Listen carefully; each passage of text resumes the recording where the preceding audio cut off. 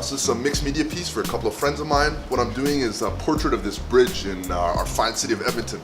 So my friends were together and they had a night where they didn't have anywhere to stay one night, so they had to stay under this bridge. And it's like one of those situations, they both actually have really fond memories of it. It's one of those things where you go through like maybe a slight bit of a tough time and it's just one of those things that brings you together. So that's why they asked for this specific piece. And so what I wanted to do is take like a mixed media approach, use a bunch of different materials, try a few different skills and techniques just to create something that was like really unique. And so to create something really unique, I wanted to make sure that I didn't just use paint. I wanted to try a bunch of different things on this one. So one of the elements I'm going to put in near the end is actually a small hinge. And the hinge is going to connect two parts of the bridge together. And the idea behind that hinge to me is that this piece is about a relationship.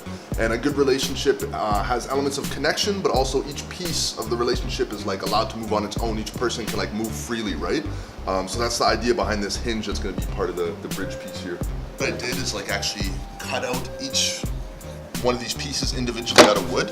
And what I wanted to do is create some depth between the background and the foreground.